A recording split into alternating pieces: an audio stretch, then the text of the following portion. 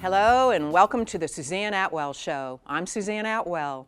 Our topic for this program, the state of the LGBTQ community in Florida, on the Gulf Coast, and right here in Sarasota. We begin with a brief overview. Let's start with some of the definitions. LGBTQ covers a wide range of identities and preferences.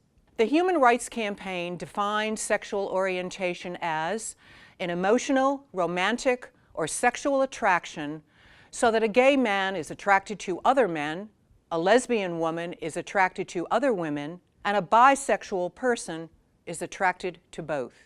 Gender identity has to do with one's self-concept as male, female, a blend of both, or neither. A person's gender identity can be different or the same as the sex they were born with.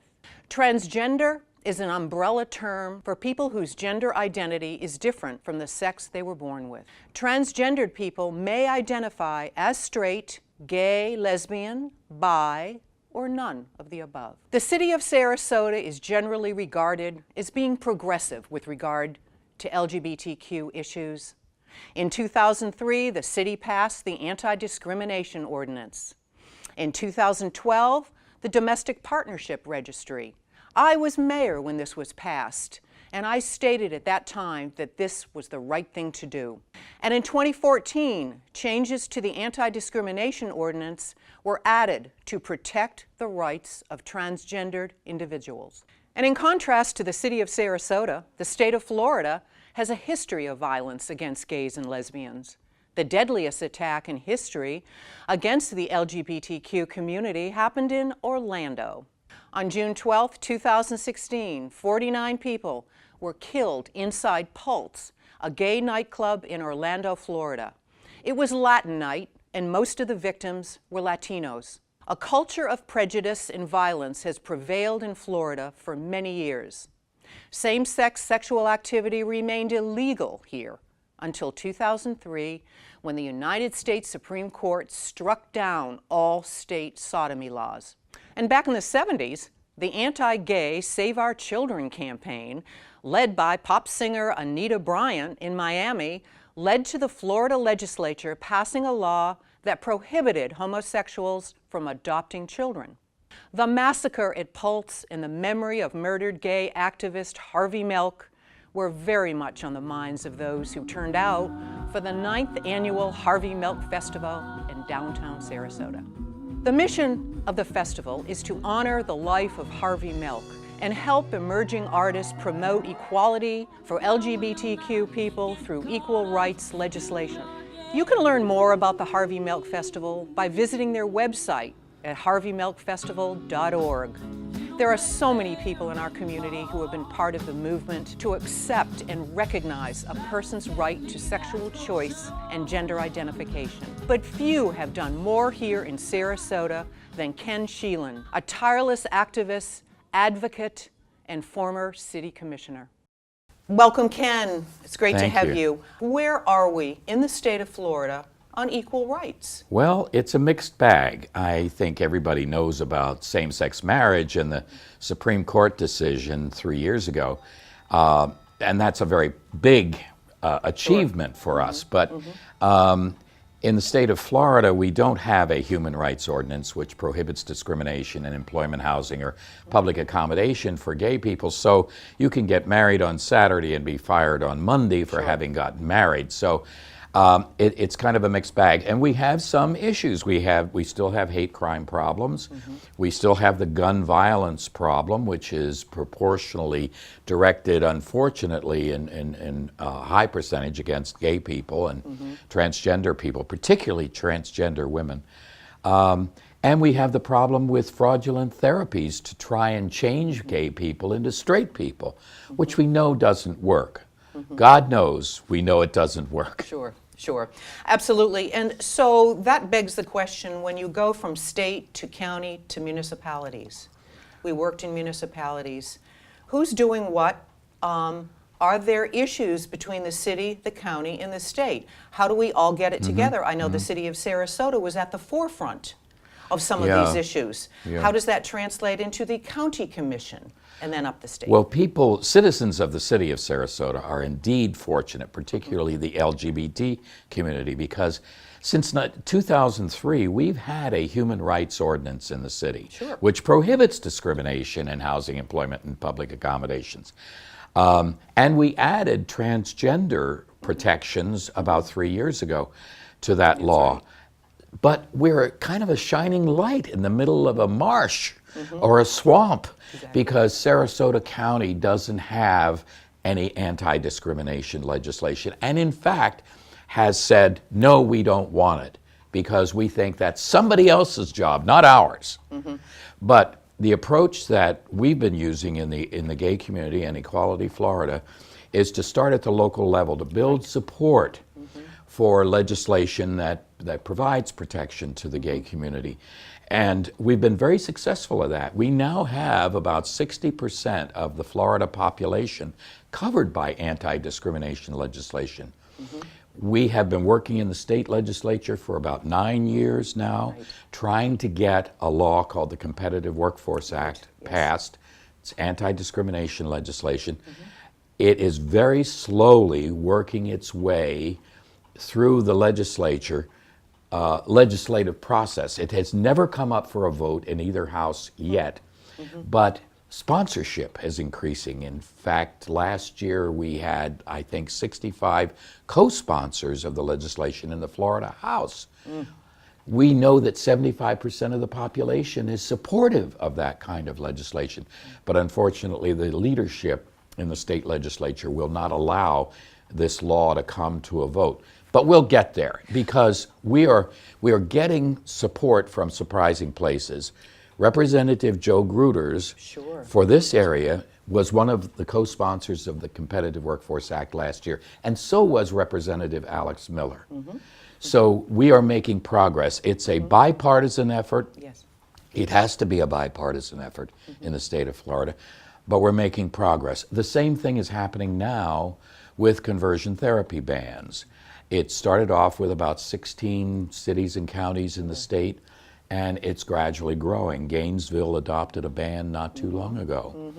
There have been some issues, some appeals of the bans. There's one pending in the city of Tampa right now.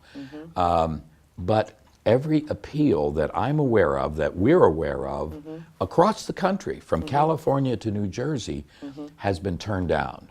And the U.S. Supreme Court has refused to hear the case at least 5 times. Appeals of bans in California and New Jersey. So I think, I feel really confident that in the city of Sarasota we're going to have that kind of protection. But we've got to get the county on board.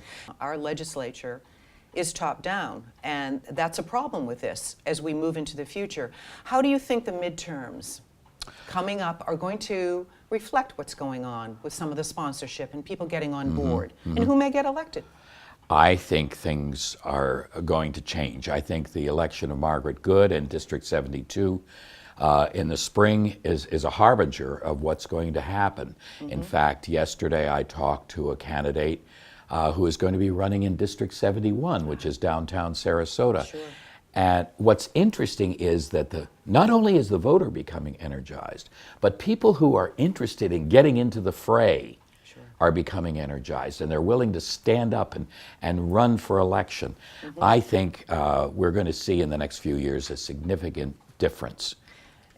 Employment, housing, all those, a lot of people, and I guess my point is, is part of society resting on the laurels of, hey, we've got this, we're doing okay right now.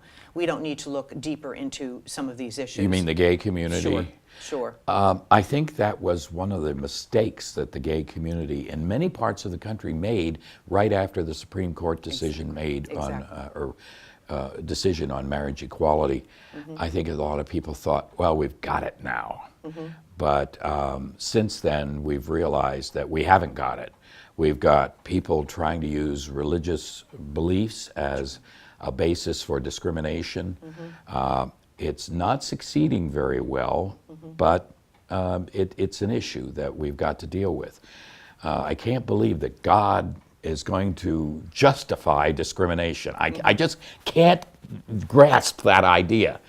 But hate crimes are a problem because the law enforcement community oftentimes does not take them seriously. And we saw what the consequence of that is with Pulse and the Pulse shootings in Orlando. And we saw it, I don't know that people can call it a hate crime at the Parkland School in the Miami area in Broward County, but nonetheless there's a similarity here that the law enforcement community, the legislature has got to get serious about managing and controlling guns and gun usage. And the amendment is there. The First Amendment allows it. If you look back at Antonin Scalia's opinion in 2008 in the DC versus Heller case, you'll see that he said, the most conservative justice on the U.S. Supreme Court said that gun rights are not unlimited. So, and we've got to look at that and say, okay, now how can we deal with this? How can we control this to prevent Pulse? How can we do it? What can we do to control Parkland? And these other shootings that are occurring almost daily around the country. Sometimes it's 3 people, sometimes it's 2, sometimes it's 10. We've got to stop it. Another thing I wanted to, and you might have mentioned this, the issues with employer benefits, with death, the gay and LGBT community, inheritance, those type of things. Is that smooth sailing? Well, if you can get married, yes, it is. In fact, my partner and I have just been amazed at the changes that have occurred in our lives simply because we were able to get married. It happened with automobile insurance, it happened with household insurance, it happened with taxes. It's happened in a number of areas in our lives. Dental insurance. Sure. I was able to get onto his policy because it's a very beneficial policy and very inexpensive. So if you can get married, but if you can't get married, whether it's a same-sex couple or an opposite-sex couple, there are still issues. Sure. You know, one of the things that I did when I was on the city commission was to get health care benefits for the domestic partners of city employees. So I think these domestic partnership registries are still important. We have one in the city of Sarasota. We have one in the county, too. Venice has one. Northport has one. They can still be used by these couples who don't want to or can't get married to provide those kinds of opportunities for benefits. No, it's interesting. We go back down. We talk about home rule a lot. We go down to the municipal governments, local, and we're doing our best here. And I'm very proud of what the city commission, city leaders have done in this community. If we could only play it out all the way to the state. I wish we could. And the federal. Yeah, Southwest Florida is a real patchwork of political activity and beliefs. If you go to Collier County or Lee County or Charlotte County, things are very different there, and it's very difficult. It's like hitting a brick wall. So where do they stand, those counties you just mentioned? They don't have any protections. The city of Naples, the county of Collier, they don't have any anti-discrimination protections. And unfortunately, the gay community there is cowed by the fact that things are still much like they were in the rest of the country years ago. Things have got to change. And that's why statewide action, legislative action in Tallahassee is so important. We've got to get anti-discrimination legislation. So tell me, what are the benefits that we get from a diverse community here?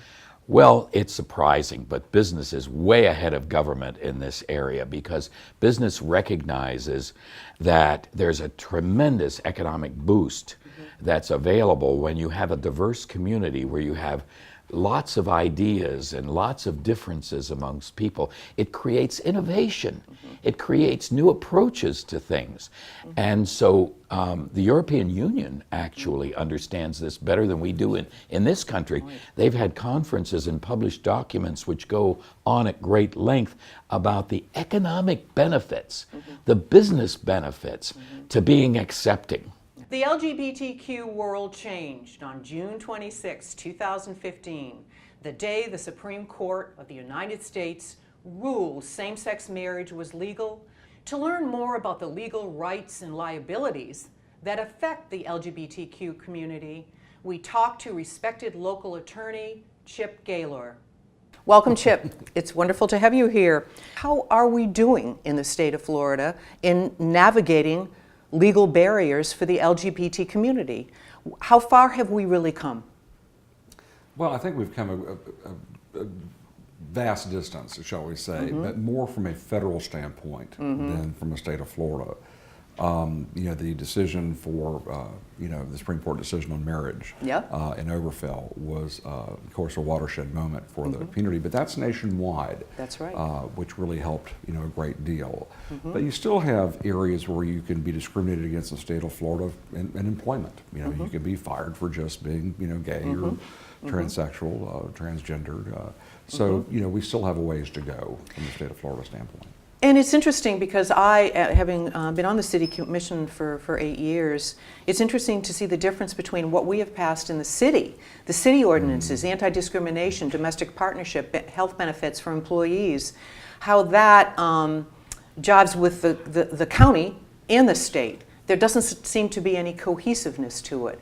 And not sure what the answer is here, but the city's done pretty well. The city has done well. I think the cities, by and large, throughout the state, do fairly well. Cities tend to be more progressive, and I can say that as a native of Florida, that Florida's about 14 different countries and 12 different states. I mean, it's just a very, very vast, diverse community. So it's just going to take activism at all levels. So, what are some of the continuing problems that the LGBT community will have? Especially as they age. The toolbox that you all have here in your office, as far as whether it's estate planning and health directives, there's just many to mention here. Where are we and how far have we come in giving the community all these tools that they feel safe as they age in this state? We're an aging state anyway. Absolutely. We've been fortunate that we've always been able to kind of contract around what the problems were, even before the Oberfell decision. Because, you can have a will, you can have a trust, you can have a power of attorney, you can have a health care advance directive, you can name the individuals that you want to make those decisions, which everybody should do, regardless of whether they're married or single or straight or gay or anything else. Exactly. But it's very important to have those, because if you don't, then the state is going to get involved with selecting who will be making decisions for you.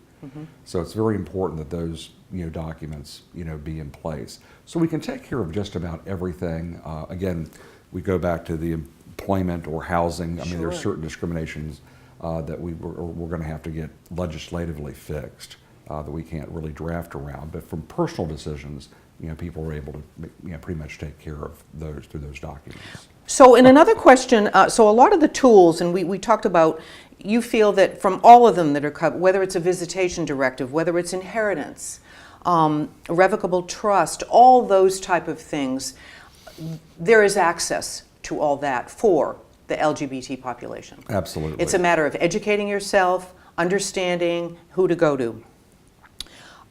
What about prenups, custody? Absolutely, and so we've got to look at that. It's the privilege of marriage, but also, the results of that can end up, like I said, a divorce. There can be custody battles, just like anybody else, if there's children involved. Sure. I think it's important for people to understand, though, that Florida has no common law marriage. I was going to ask that. Because people think that they've lived together for 40 years, and I took care of so and so, and I should have rights. And I go, no, you don't. So don't assume anything. There's no palimony in the state of Florida. There's no statutory marriage. So you can live together for 75 years, and there's absolutely zero rights. So if you're going to be looking to get married, I think what's important is people a lot of times don't understand that then there are certain things that you have to do for a spouse unless you have a prenuptial agreement. Sure. So if you are married, you have to leave a surviving spouse, if you did not provide for the surviving spouse, is entitled to what's called an elective share. And that's basically 30% of the assets of the deceased spouse. Okay. The other thing is that if you are married, you are legally responsible for the long-term medical care of your spouse. So even with a prenuptial agreement, so you really have to think about that, because if you get married and your spouse ends up in a nursing home, and right now that's probably averaging $9,000 to $10,000 a month in the state of Florida, you're on the hook. So I've had several individuals, gay or straight, it doesn't matter, that have not gotten married, especially later in life, because of that issue. So you really do have to educate yourself on the benefits and the detriments of, financially that could occur. And also, what about if someone has a surrogacy, they have a child, and then they get divorced, and who owns the relationship between the surrogate and one of the partners? One partner stays home to raise the child, and then they get divorced.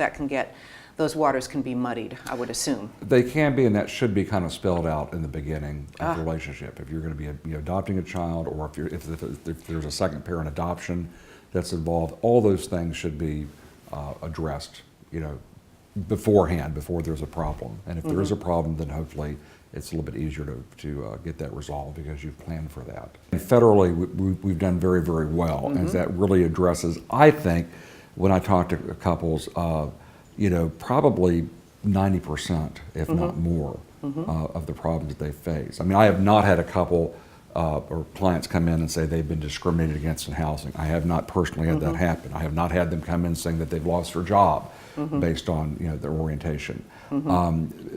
Business tends to be, I think, better about this, because they're looking at the bottom line. If somebody's a really good employee, they really don't care, as long as they're profitable for the company. Right. So again, we have not had as many, I have not had those issues with clients. We've been very fortunate. But I also think Sarasota County, even if the county hasn't passed certain things, the population of Sarasota County is a very fair-minded group of people. I would say that we tend to be a little bit, maybe physically conservative, but socially we're pretty moderate to liberal, and open-minded. Well, what are some of the appropriate referral services? Probably the best thing would be the Florida Bar Association. They do have a lawyer referral service.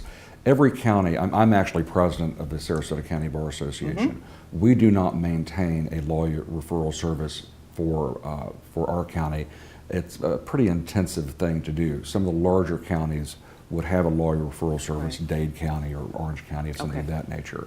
But the state of Florida runs one, and there's a 1-800 number, and people can look up, and they will refer to attorneys in the local community that will take the cases and the type of cases that they're looking for.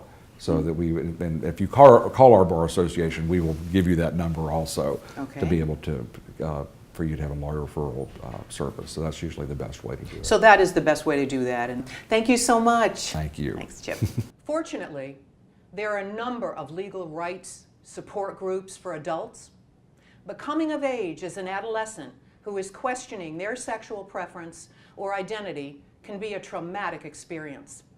Fortunately, there are organizations like Also Youth Sarasota to help. To learn more about the work they do and the services they provide, we sat down with the president of their board of directors, Dr. Fran Goldberg. Thank you for joining us today. You're welcome. Also, what I'd like to find out as a 30,000-foot question, the state of our LGBTQ youth in our community. We're in the state of Florida, where even though we have marriage equality throughout the nation, our state was the last, still fighting, even after marriage equality passed, to block it. So we, as LGBTQ organizations and our schools, we have to work hard at giving a different message than that kind of message. We're also, our youth are also just a few hours, not even a few hours, maybe an hour and a half away from the largest LGBTQ terror attack at Pulse Nightclub in Orlando. Now, that could have been here. I mean, we're also a very big city with a lot of tourists and a lot of progressive people. So it was, this is something that they have to deal with. and they're in this state that is not very supportive of them. Do you think that the Pulse nightclub was, how that affected some of the young people at Also? I mean, was that a turning point for everybody in this community, in the LGBT community?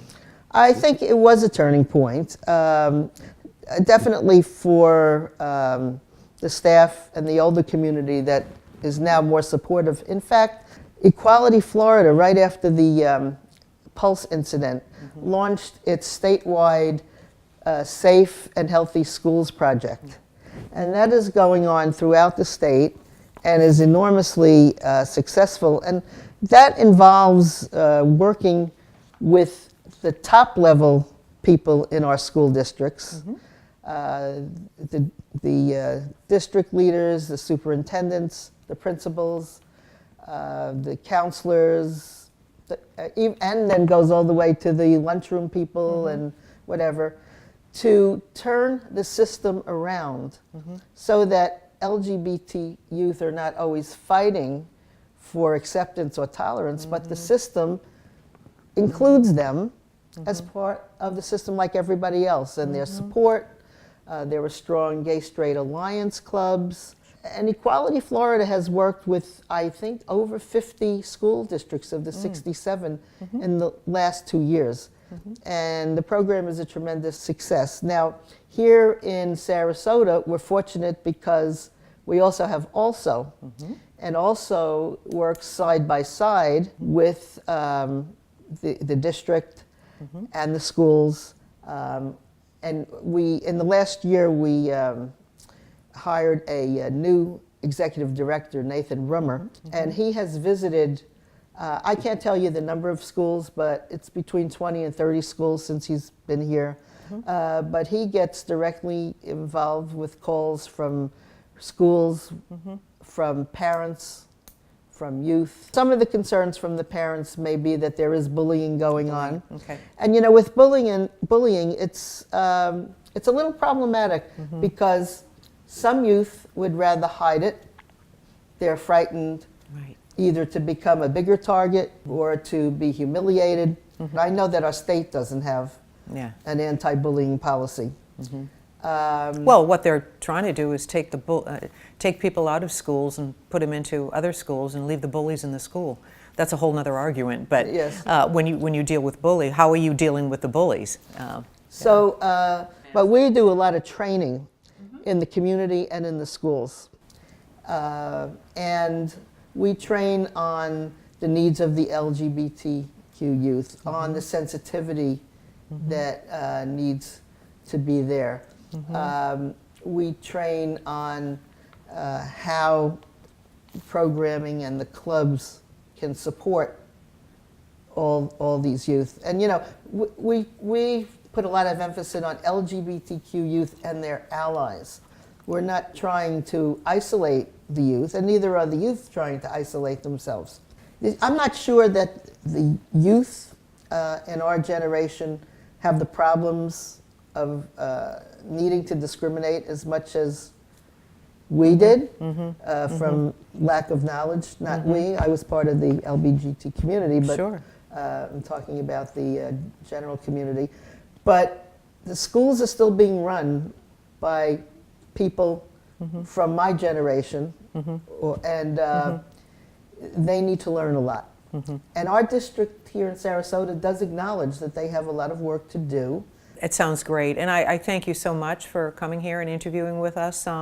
It's a need, but we all should be very pleased that we have Also in this community. Thank you so much. Thank you. If you would like to support Also Youth Sarasota or would like more information, visit their website, alsoyouth.org. And of course, you can always find this show and all our shows on our Facebook page, Suzanne Atwell Show.